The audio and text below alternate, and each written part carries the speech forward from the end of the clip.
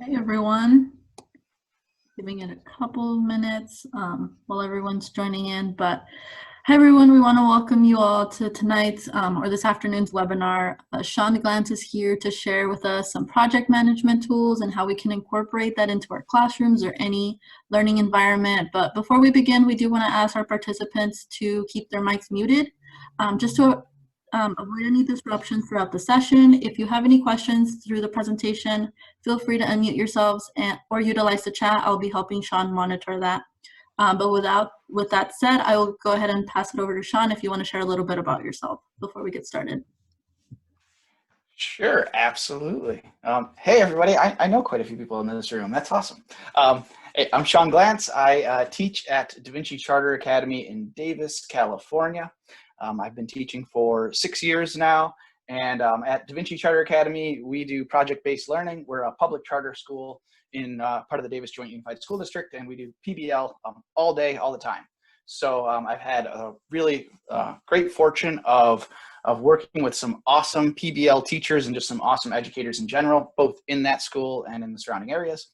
And yeah, so I'm really excited to share some of the things I've picked up along the way, specific to project management and some industry, some tools and tricks from the trade, from the industries, and show you how those all play out in my classroom. So we're going to try to keep it relatively simple. Less is more, I think, in these times and at this point in the day, in the afternoon. I'll do my best to make my sentences make sense at this point. And yeah, hopefully we'll have some fun. We'll try to keep the energy up and give you guys some tools to walk away with that you can use in your classroom, also with your colleagues, and just in a lot of different scenarios.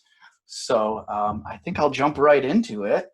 Looks like we've got 11 of us joining so far, which is awesome. I should also, huge shout out, gratitude. Thank you all for being here, for giving up your Thursday afternoon during these times. I know everyone is as exhausted as me, if not more so. So thanks for putting in the time, putting in the work to pick up some new skills and learn get some different ideas of ways we can engage our students in this virtual setting. And fortunately, this strategy works really, really well in the classroom as well, in the hybrid, everything in between. So I'm gonna go ahead and share my screen. All right, and do my little Zoom shuffle because I've now lost my windows. Hey, there's everybody again, awesome.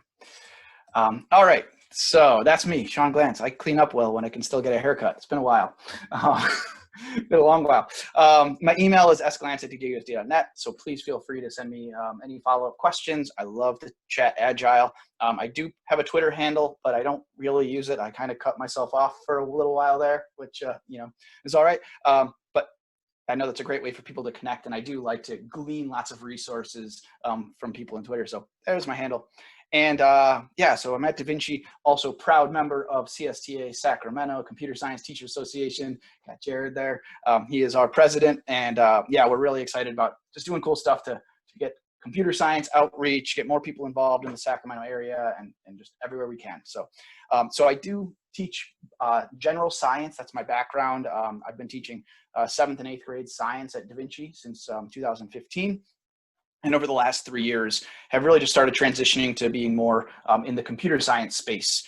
It's a lot of fun. Kids are super engaged, and we can see right now, right, it's super important for students to learn some of these skills, develop computer literacy all around. So that's what I'm really excited about.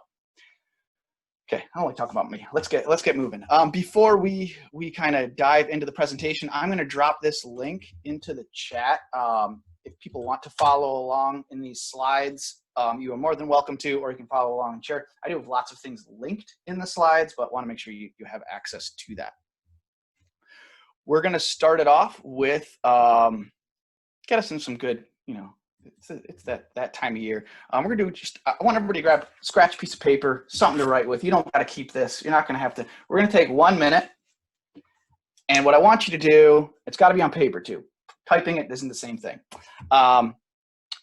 Write down a student that you are thankful for. You are all here in the afternoon doing a little bit extra to just be that much better in your teacher practice. So it's okay if you don't write them down, all of them. You don't have to pick a favorite. just choose one student who, in this moment, you can express some gratitude, because we know these kids are doing so much this time of year, showing up, doing their thing. So take a minute to do that. That feels good, right? It feels good. Got me re-energized. I know I'm feeling tired, although I am very excited to be here. But doing that is nice. Don't got to share it with anybody. That's just for you. Okay, let's get into the presentation. So teamwork, it's important, right? We know that we want to help our students work well together. And one thing that has come out of my experience as a PBL teacher is we can't just put students in groups and expect them to work together, right? That collaboration process needs to be really intentionally scaffolded, because teamwork is challenging. And now it is particularly challenging. So how do we scaffold this really challenging task of working together for a shared goal for our students in this distance learning situation? Well, one of the things that we focus on at Da Vinci, we do a lot of PBL. We have some close connections with Buck Institute for Education, or pblworks.org. They have a lot of fantastic resources on there for developing PBL. Been doing it for a long time. And they have this Danish, this circle here that really shows what is the gold standard for PBL. And one of the things that we focused on as a school last year was authenticity. How can we increase authenticity in our projects? And through that work, some of the interesting things that we came up with, or ideas that were presented or discussed or thought about, was this idea that authenticity can be in the project itself, right? It can be that the students are engaged in some really authentic work, that the product that they create has some real world context. But that's really hard to do, right? It's hard to make your students' work authentic all the time, right? And still address all the standards that we need to. The other side of that, though, is can we just make the processes by which they're doing the work be authentic, right? Can we have them using tools and strategies that are authentic, that are used outside of the classroom, in the classroom? And that led me to thinking about project management. All right, so what is it that is used in the industry? Project management is a big field. Lots of businesses are managing projects. How are they doing that? And in particular, how are they doing that in a remote setting? And there are two there's project management. I'm not an expert in project management. I'm not certified in it as a teacher, right? I glean. And in that research, right, you can kind of think of project management falling into two camps. You have your waterfall and your agile. Now, in the realm of project management, like all kind of specialties, there gets to be a lot of vocabulary, inserted in there. And when people discuss project management, the vocabulary can kind of be a barrier. So I'll introduce some of the terms, but also we'll keep it simple. So waterfall is this idea of like you're just task lists, one thing after another. First you do this, then you do that, then you do that. In a lot of contexts, that works great, right? But it does present some problems, right? And particularly some of the problems around bottlenecks. What do you do when step number 3, and you've got a bunch of team members waiting to do step number 3, but they're waiting on one thing in step number 2, right? And then you've got this team that is not being efficient with their time. Agile project management is meant to be more iterative and more flexible. And agile project management is something that is used, it was really developed, it came to popularity in the 70s in manufacturing, but it has really taken its wings in software development, right? So the software industry is an industry that we know has been remote since before, being remote was the thing to do.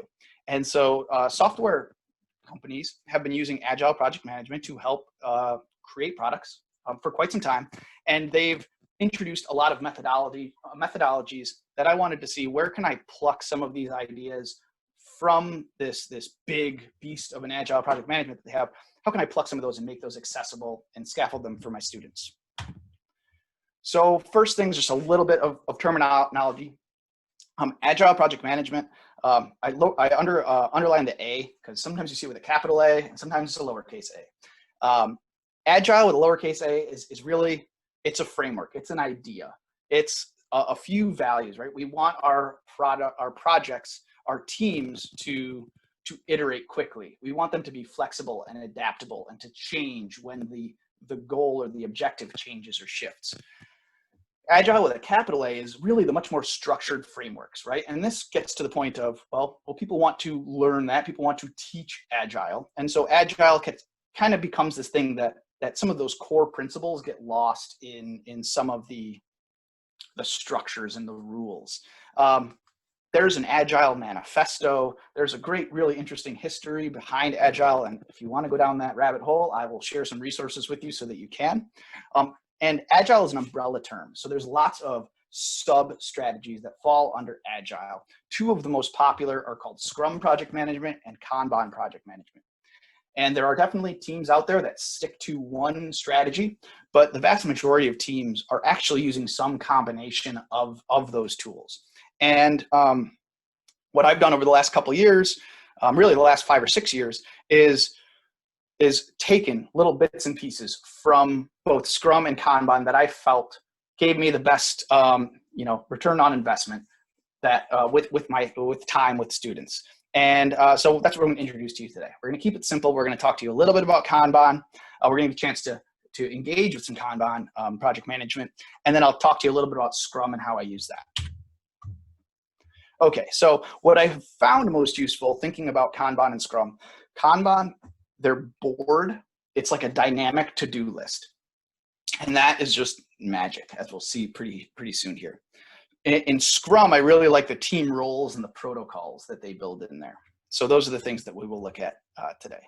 Both of these are, you can go really, really deep into any one of these, but we're going to keep it simple. We're going to keep it light and just see what works well with our kids. Okay, so I love Trello. Trello is the tool of choice, right? Or at least one of the very popular tools for project management. Most industries that work remotely, they have two kind of essential software platforms, right? You need a tool that can help you manage workflow among team members who are distributed, who are not in the same place at the same time. You also need a tool for communication. So email is not cutting it for all of us right now, right? Now that we are remote, right? So that's why programs like Slack or Microsoft Teams or Discord among our students are really popular, because those are much more efficient for managing communication among a team. I tried really hard to get our teams onto MS Teams or Slack or something like that. There's a lot of inertia around that, and it's totally fair, right? It's hard to adapt something new. And that's why for a while, when I was just really excited about Trello, I felt like this meme right here, right? Like I was like, oh, you got to use this tool. It's going to be awesome. And then it's too much, right? People are like, hey, I got too many things on my plate right now. Let's just stick to a checklist on a Google Doc, and that works fine for me, and that's okay. So I've come up with a way that I think is a really fun way of introducing this tool, Trello, to get you familiar with it before we get into really what is Kanban. And this is the same way that I introduce it to my students, right? Before we get into the vocabulary and the rules, I just want to say, hey, let's use this tool a little bit and let's see what it looks like. Which brings us to the Agile escape room. All right, so escape room is very popular. I unfortunately, as much as I wanted to visit one, never had an opportunity to visit one until they all kind of closed down. So I'm looking forward to getting into a real escape room. But the premise is simple, right? You have to solve a bunch of puzzles with your friends, with the people that you're stuck in that room in order to get out. So I've created what I think is the equivalent of a Trello escape room. So in this escape room, you will find a number of tasks that are in your to-do list. And what you're going to need to do is complete them with your team, right? So in a moment, we're going to go into breakout rooms, and we'll go into a breakout room with about 4 people in each room. And you'll each have your own Trello board. Well, you'll each be on a shared Trello board. So each room is going to have a Trello board. And there's a bunch of silly tasks on there. And all the tasks should be self-explanatory. I tried to put comments in there to explain how you complete the task. And the goal is, can you get them all done? Right? I'm going to give you 10 minutes. In your classroom, you could probably stretch this out to be 20. And I'd love to get some feedback and ideas after you've done this about what are some additional, things that we could bring in there, because this is still, it's a work in progress. But that's our goal. So we're going to go into a breakout room for 10 minutes, and you're going to try to solve as many puzzles as you can. See if you can escape the room. I'm going to add one thing, though. Trello is a great tool for managing projects all the time. But it takes off, it becomes magic when you start looking at asynchronous collaboration, right? When you start looking at distributed collaboration and asynchronous collaboration, which is what we're all living with right now. So you're going to be in your group. You're going to get in your room. Of course, you know, as I would say with my students, introduce yourself. Make sure you know who's in the room with you. Share your name. Share where you're working, what you do, preferred pronouns, all the things that you want to do to introduce yourself, be polite, and then get started, right? Figure it out. I'm not going to give you any strategies or any tips. I'm just going to say, go for it. We're going to be in there for 10 minutes.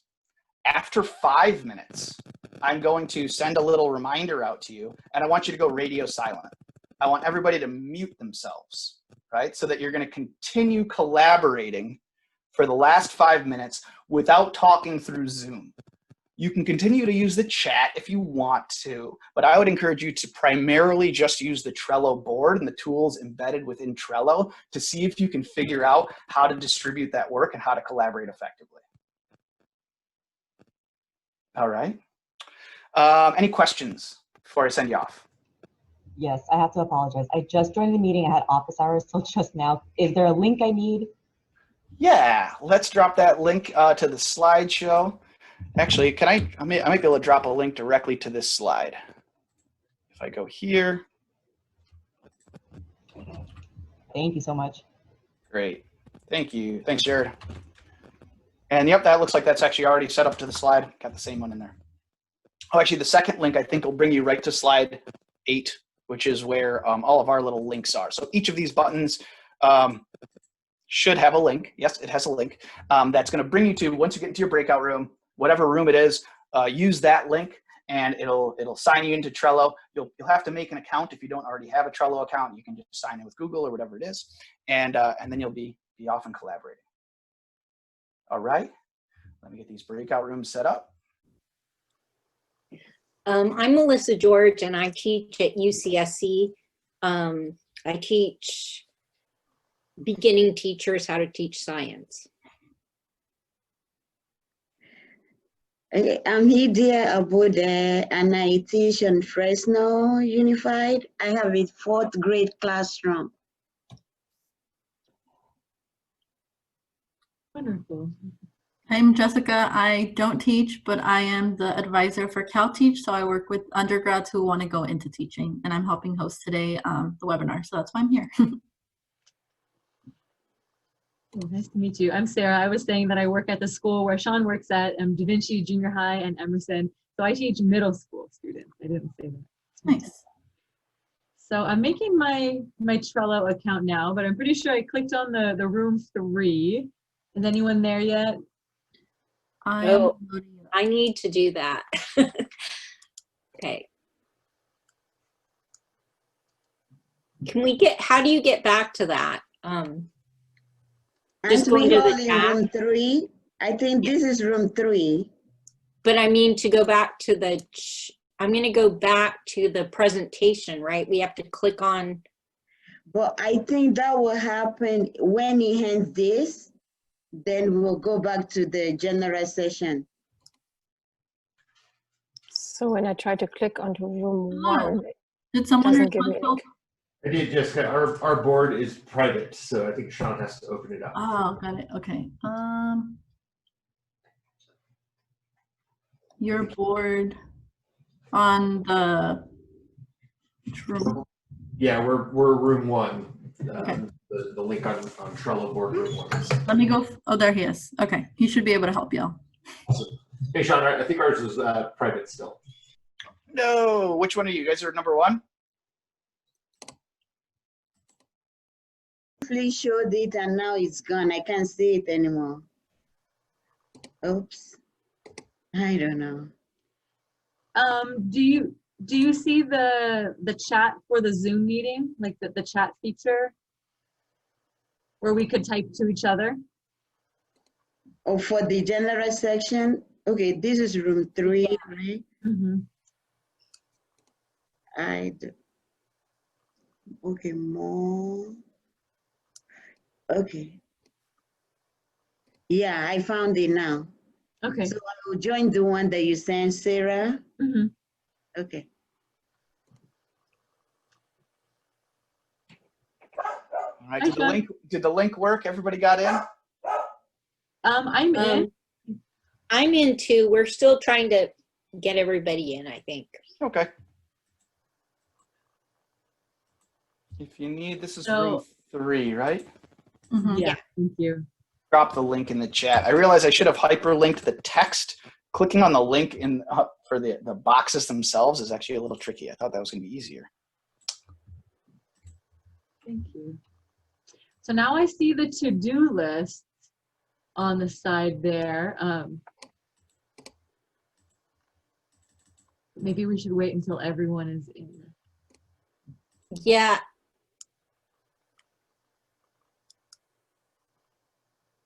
Idea, are you in? Yeah, I'm trying to get in. Okay. Have you created an account? Yeah, I just created an account. Okay. So, okay, am I in? I think so. What does it look like? It says Sean invited you to room 3, escape room. Is that it? Yeah. That's it.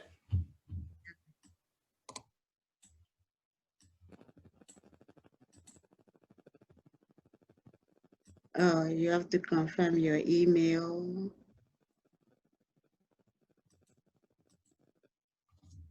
Oh, is it having you do the whole confirmation? Usually the sign with Yeah. Google is a little quicker, but the beauty of this though, since it's asynchronous, right? You can get started.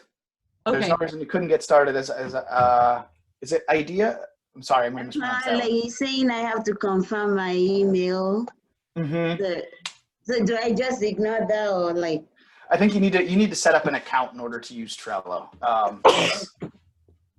So it's a free account. It's totally, all that. It's just usually signing in with Google will get you right in. But if you didn't do that, then just it'll send you a little confirmation email. Yeah, then I have to go. You guys can go ahead and I'll just do that on the side.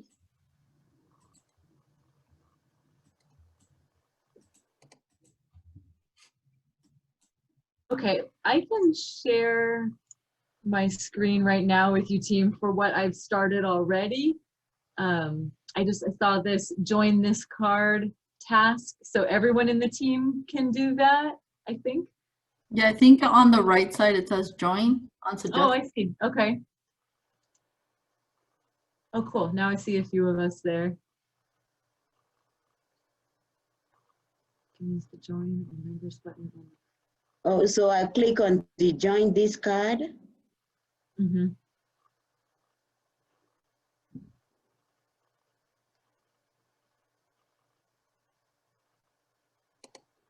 And a card, is that like a feature of it, like something we could talk about, or if we were working on a project together, something that we could, like a discussion kind of? I think it's just a task we have to complete, and once everyone has joined, then it will be complete. Okay. Yeah, there we go. I'm in now. Huh. Oh, cool. Okay.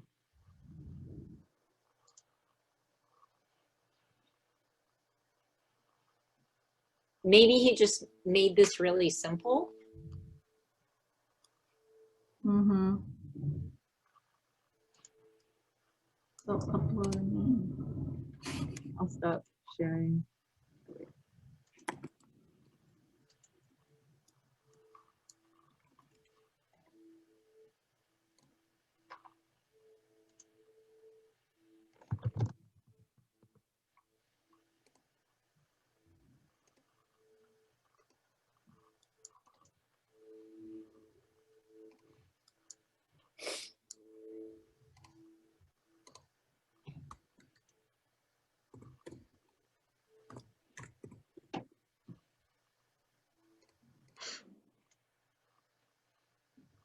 So should we move to the next one, or?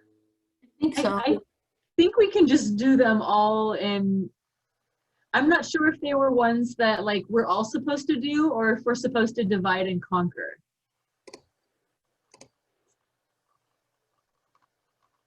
What do you think's more efficient? How do you want to tackle it? You got flexibility. I don't know. I think sometimes it helps to talk about things as we go through, if we're going to be collaborative. Or we go through them all and we talk about them after we go through them. Yeah, that way we ensure that we complete it. Well, it's going to I'm be not a little. sure how much time we have though. So Yeah, you got about 5 minutes. And Jessica, I was actually just about to ask if you could send out a broadcast message to the breakout room to go radio silent. Do you want me to make you the host and you can make me the co-host? Sure.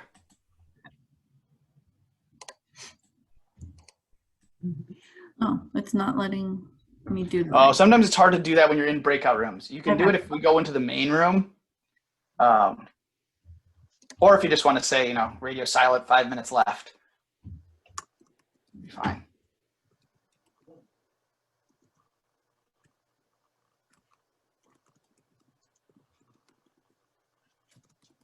Just 5 minutes left? Yep. Or put it like radio silent, right? So that everybody knows to mute themselves and then they can collaborate asynchronously.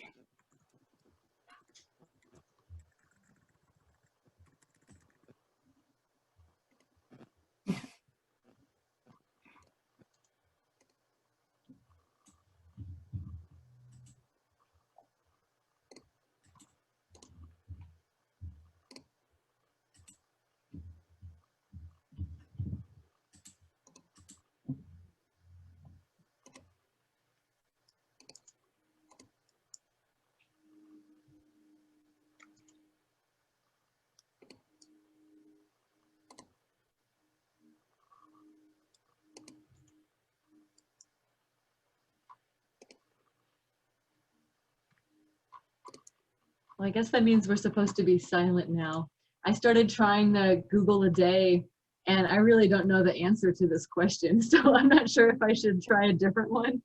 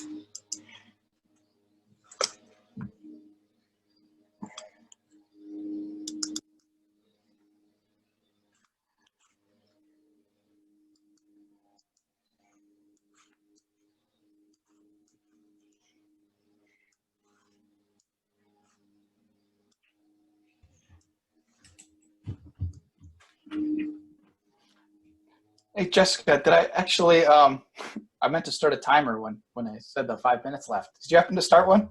Or got an idea? No, I don't. Cool. I'm going to guess 2 minutes, and I'll start a 3-minute timer. And then I think when, actually, do you want to go into the main room and you can transfer the host to me? Yep. Awesome. Let's chat about it. Take a little bit to get started, and I would love to hear about those, the hiccups to getting in run. Once you guys got on, what I'm interested in is what strategies did you use to help your team work collaboratively? And I think we're a small enough room that if folks want to just maybe unmute and hop in, we could do that. So what were some strategies that helped your team work collaboratively in Trello? I can start. So was it Jamie, by the way? I don't remember if you said your first name. Okay, just making sure. So Jamie and I, it was just us two. And we decided that because there was only two of us, we would divvy up the work. We'll pick and choose which ones we do rather than trying to collaborate on a common one, just because in the interest of time. Granted, though, I spent all my time on the Sudoku puzzle because I just get absorbed. But yeah, that was kind of our strategy to getting everything done. Awesome, thank you. And great. And so I was able to pop around, right? As the teacher, right? It's very easy for me to jump around. And I think you guys were in room 2. Yeah, see, we got the expert level Sudoku going on right there. Some of you might have noticed that I was dropping in some comments as I was tracking progress and things like that. Awesome, thanks. Any other teams come up with some strategies or individuals have something that worked well? We joined cards early on, and that was really helpful for the divide and conquer strategy. That was number 1, team 1. Team 1. All right, actually, this team almost made it out. I was very impressed watching that progress. Now, they had a couple veteran Trello users on the team, which helps. But notice that you could tell who was working on what card all of the time. I got a little bit lost trying to track the knock-knock joke. I don't know if the punchline ever came or what happened there. Oh, it's amazing. You should read that. All right, let's take a look at our knock-knock joke. Wait a second. Oh, where'd it go? Knock-knock joke. All right. Tank you. Tank who? Tank who's there? Knock-knock. You're reading it backwards there. I'm reading backwards. Oh, okay. Who's there? Tank. Tank who? Tank you. Oh, yeah, because it's got to go in chronological order, starting at 15 minutes ago, reading bottom to top. All right, awesome. Well played, well played. I was reading it top down. I was like, I don't know if they know how to knock jokes work. I was a little confused, but great. All right, so cool. Anything else? Any other takeaways that were particularly helpful? I'll share something from my team. We were a little bit confused at first whether we should all work together or how we should split it up. So, just talking to each other did help a little bit. But then something I found a little later was how you could take the to-do tasks and put them over into the columns of either doing or done. So I didn't realize that at first, but I see now how that could be a helpful way to organize, check off and also claim who does what. Awesome. Great. Thank you for that. And that's kind of one of the things that it might work a little different here. And one of the things I kind of go back and forth on, because I've used this for a bunch of years, and sometimes I'll show the students all those tricks, right? How it works. But I find that it can be overwhelming. And if you give them more than the 10 minutes that we had in our breakout rooms and just some more time to tinker around, you tend to remember it a little bit better if they figure it out within their teams. So let's look at it at a couple things. So one of the things that I want to share, and I'm just going to share 1 minute of this video. Because Agile project management is from the industry, the videos, I like to show videos to introduce the concepts, but the videos are not educational videos, right? The videos are from the industry. And I think that resonates particularly with those older students who've seen a lot of the animated, kid videos, and they look and say, oh, something like this is actually used in the profession. So I'm going to show you just a short 1 minute video that introduces the Kanban pull system. On board. So this is what I wanted to show you. It's a Kanban board that I built to visualize all the concepts we're covering in this video series. I just finished talking about the Kanban principles, and it's important that I started on the right side of the board here. Kanban is a pull system, which means when you have bandwidth, you look to the left and pull cards from left to right. Since I have bandwidth now, I'm ready to start my discussion of Kanban boards. Kanban boards like this one can be built on walls, windows, whiteboards, or with a suite of digital tools like Trello and Jira. Their purpose is to categorize all the stages of work that a work item flows through from something you haven't started to something that's done. This is called a workflow. You'll notice that each stage in the workflow has its own column, and our workflow is super simple. Your workflow might be more complex, but I'd encourage you to start as simple as possible. You can always add more columns later. So for now, I'm done with this quick explanation of Kanban boards. I'm going to take this card from something I'm doing to something that's done. Since I have bandwidth again, I'm ready to move a card from today into doing. Let's kick off our discussion of.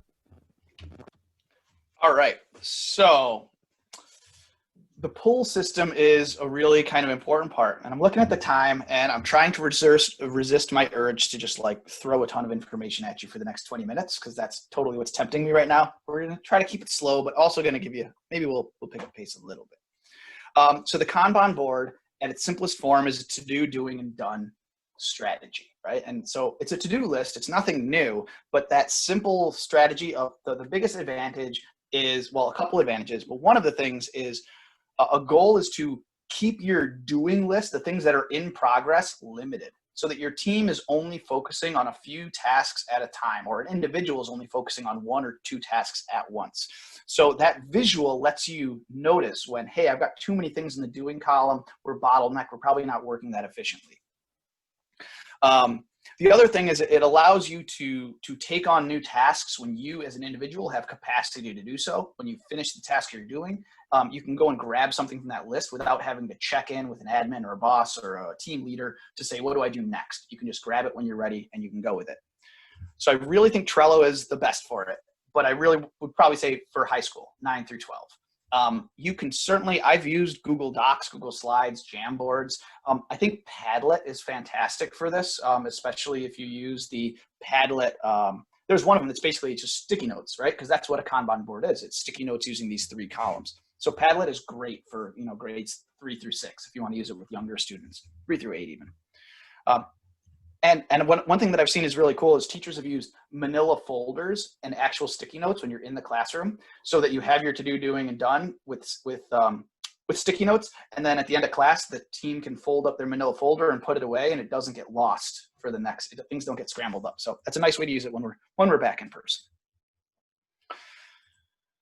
Okay, so in Agile project management, oftentimes these tasks are called stories. So the card essentially does tell a story at the end. And Trello, again, it really works well because it tells the plot of a story. English teachers in here, probably correct me if I got anything wrong, but we got it's not the why, but who, what, where, when, and how. So who's working on it? You can assign members to the card, so it's really clear who's got the responsibility for that task. What is the task? That would be just the card's title, right? And that shows up really easy, should be clear, concise. Where does the card live in the workflow?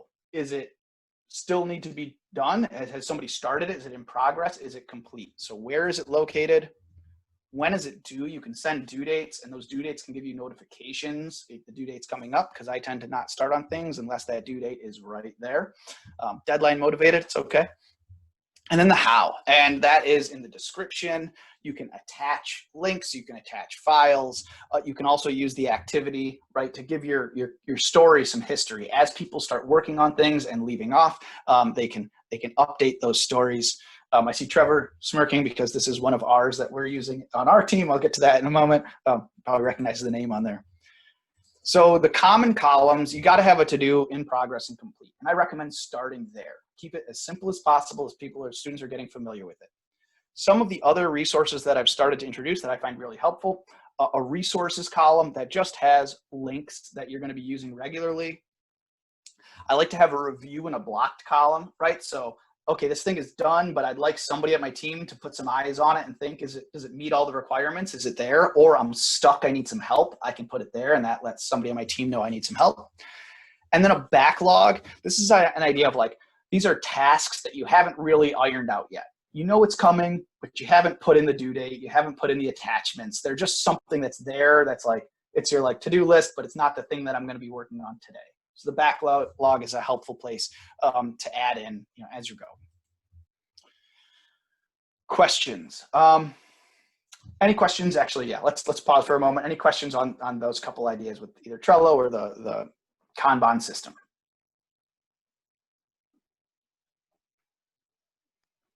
Cool. Okay. So here's some examples. So one is the AP. So I teach AP Computer Science Principles. we have one part of this AP exam is this really large project. It's a performance task that students have to write some code, make a program that meets the requirements of a rubric, and they have about 12 hours to work on this project independently. And I was teaching this for the first time last year, and they were going to start working on it at the end of March, right when schools closed down. And I was like, how do I help my students take on this huge task? They had all these great resources, but there were too many of them. How do I chunk those assignments? And what I did is I made a Trello board so that each of these little tasks had the one thing that they needed to work on and the resource they needed to work on with it. Maybe that was a rubric or a graphic organizer or a checklist. But this allowed the students to just chunk down those assignments, right? And they were able to chunk down those assignments independently and remotely, and they did really, really well. You know, I had a very, very good pass rate, and a lot of the students said that this was a very, very helpful tool for them. If anybody else teaches CSP here, the one for this year is linked on this little slideshow. Oops, that actually was a link. I didn't mean to click it. All right. I also use this not just with my students, but I use this with my massed CalTeach interns. So Trevor's here. Trevor's one of our CalTeach interns. I have a team, right now we have a team of 7 interns that work with me. And it's amazing, all the one-on-one attention that the students get in the classroom, but also for managing our workflow. If something needs to get graded, if a resource needs to get transferred from a PDF into a Google Doc for distance learning, if students need feedback on a specific level in code, I can just drop things in the to-do list, and whoever's on the team, when they've got an opportunity, they can jump on here, they can take a task, they can let me know if they have a question on it, and it's really helped our team work super well. Trying to get the rest of my colleagues on board, but as we all know, there's a lot of inertia, and it's hard to, you know, so at least the teams that I have more control over with, I'm like, yeah, we're using Trello. We're gonna, my TAs, my interns, my students, we're using it, and it's been really, really helpful. Oops. Okay, I wanted to give us a screen break. 3 minutes left. I'm gonna make it a 1-minute screen break. We still need this. We need to stretch. We need to close our eyes. Let's do a 2-minute screen break. 2 minutes. Okay, 10 minutes. It's our sprint, and we're getting right to that. Perfect timing. All right, excellent. So Danny had a good question. Do I usually create Trello boards per project? No, yes, I do make separate Trello boards for each project. I haven't done one for multiple assignments or projects, although that Create PT is kind of like many, many assignments. It's something that they're working on for multiple weeks. But because I switch up my teams per project, right? Each time I start a new project, I'm going to have a new team. So I'd make a new board so that the students on the board, are on there with their team. But no reason you couldn't do that. And for like my personal Kanban board, that's a forever project that just never goes away. All right, we are going to now talk about Scrum project management. So Scrum project management comes, and I'm going to talk fast for this one, but that's all right. Got 10 minutes. So Scrum comes from rugby, right? This is a Scrum formation for those of you who aren't familiar with rugby, but I think it's teams working together. Everybody's got their heads together. So Scrum project management, this is one that is really, really, really popular among software developers, among all kinds of industry teams. And what I really like from it is the roles and the ceremonies. There's a lot of parts to Scrum that I don't use just because it gets in there pretty deep, but the roles and the ceremonies or the protocols is what I really like. Okay, I'm gonna skip this video because I can talk about it a little quicker. But again, this is another 1-minute video that is a nice professional way of introducing what Scrum project management is. Ultimately, there are roles, and there are only 3 of them, which makes it really, really easy. Right? I've definitely used lots of roles, like you have your project manager, and you have your materials manager, and your reporter. Those I've always had trouble with those roles because it doesn't feel like the work gets distributed equitably, right? My team artist doesn't get the same learning as my researcher does, right? And so figuring out how do we make roles that distribute the workload equitably, but also allow students to, maybe if they're working faster, they can take on some of those accelerated topics or go a little bit deeper. And the students that don't can still contribute to their project in a meaningful way. So in Scrum roles, there are 3 roles. There is a product owner.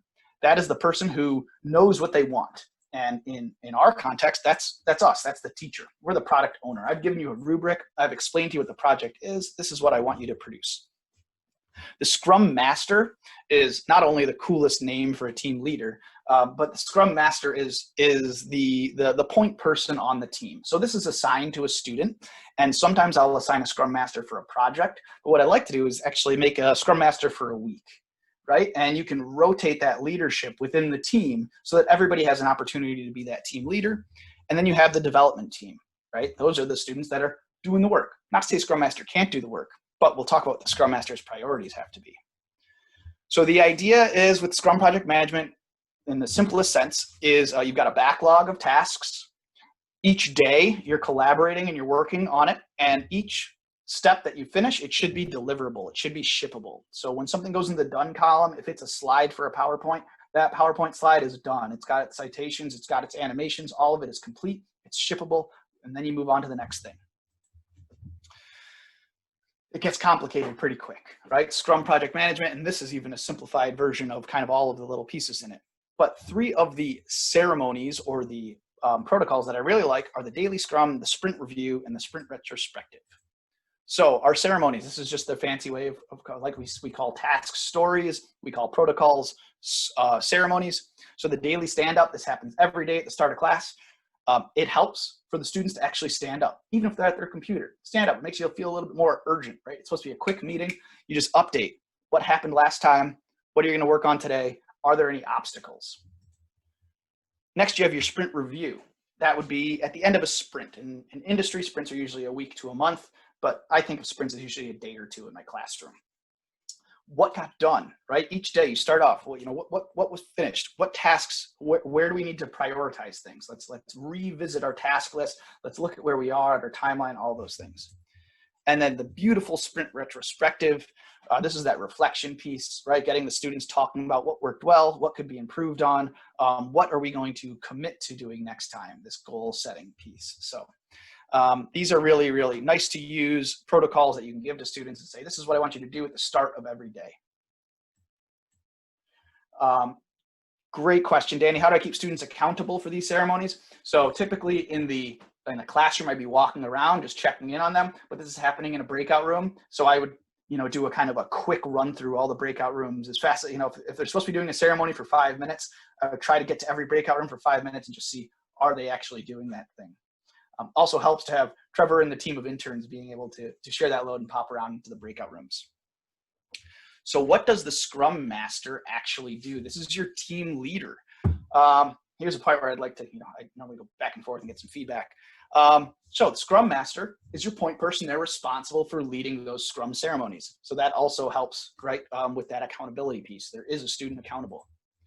They manage the Kanban board. Now, each student, we would want them to join the card and move the card, but it helps to have somebody as the point person to make sure that that Kanban board is up to date and it reflects what the team has done and what still needs to be done. They are the liaison with the product owner, right? So if somebody has a question for the teacher, it should be that Scrum Master that figures out what the team needs and comes and talks to me, and then I can send them back. Or I might have a meeting with all of the Scrum Masters that day, talk to them about a couple things, and then they go back to their team and share that with their team. But the number one is removes obstacles. So the Scrum Master's main responsibility is to make sure that their team is working as efficiently as possible. So I tell the Scrum Master, if you guys have 20 things on your to-do list, you should have the least thing, you as an individual should be assigned to the least tasks. Your number one job is to make sure that everybody else on your team has what they need to keep moving. And if they get stuck, your job is to stop what you're doing and go and help them, right? If they need help with research, if they need help with finding a document, the Scrum Master's role is to remove those obstacles. And that can be really, really helpful in just in supporting teams. And I've seen some kids, really step into that leadership role who don't typically, they signed up because Scrum Master sounds cool, but then they get to be a leader and then they get to, remove those obstacles. So I really like that focus. Okay, cool. I'm at the end. here are some resources. So there are some really, I'm not certified. I just use this in my classroom, and I'm really happy to share what I've learned. Edu Scrum and Agile Classroom are both organizations. I've met some of the teachers that use them, and they're amazing. So they do like full PD. They have lots of structures in place if this is something that you want to get more into. I would highly encourage you to look into either of those. The Agile Coach is where I've pulled most of my resources from. That is Atlassian, who's the makers of Trello and Jira. So they're like the industry people who do a lot of this stuff. And then I want to share the Wakelet as well. So this is the last post here. And this is just a bunch of different resources that you can use if you'd like. So I have my PowerPoint here, some basic resources to get started, some of the example Trello boards that you can use to introduce Trello, as well as learning a little bit more about it. The APCSP board is there, an example project that I've done, and then a bunch of other resources if you want to learn more about Agile project management, Trello. These are some that I found particularly helpful. 2 minutes for questions. And we got a survey in there. Do you evaluate students on how well they fulfill Scrum Master role? If so, what do you use to evaluate? So I don't evaluate specifically the Scrum Master role, but we do at our school, we do peer evaluations at the end of every project. So we have a system in place where we have students evaluate their peers based on collaboration rubrics over the course of a project and give them feedback on what they've done well and where they need to improve. And then that is actually incorporated into their grade. We used to do that through our LMS called Echo that we used, which is part of New Tech Network, but we've recently shifted to Canvas, so we no longer have that. So we're trying to figure out how do we do peer evaluations and collaboration scores at this point. So that's a really good question.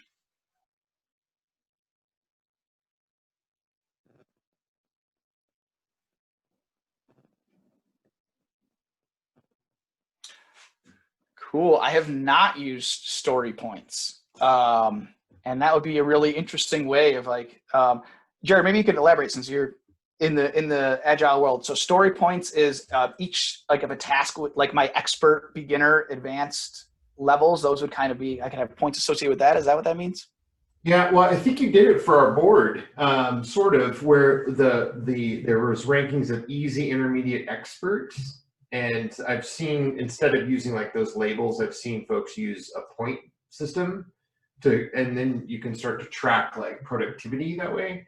And it's a beautiful thing for our math CS folks in the house. It uses the Fibonacci sequence because it's difficult sometimes for us to discern between what's the difference between a 3 and a 4.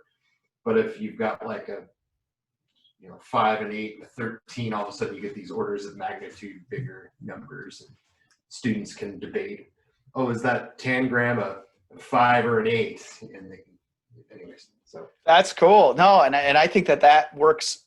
The easy intermediate with the point system also would be a great opportunity for differentiation, where it's the team gets to differentiate for themselves as opposed to you saying, hey, you do the easy task and you do the hard task, right? The team can kind of look at that and say, I'd like to take an easy task today, or I'd like to take a difficult task today. So it kind of allows that self-differentiation in there. That's really cool. I haven't looked into that. Yeah, it seems like a neat chance to prioritize, and that's a skill that I'm still trying to learn, but it'll be fun to teach students.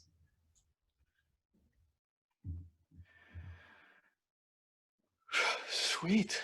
Well, hey, we did it 5:30. Is it 9:30 for you, Jamie? 8:30? Thanks for staying up late with us on the East Coast. Thanks so much for being here, everybody. I hope you found that stuff useful and interesting and maybe want to take pieces of it into your classroom.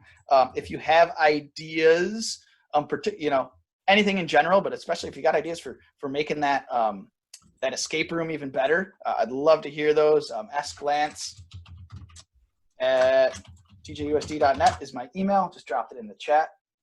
And yeah, thanks for being here.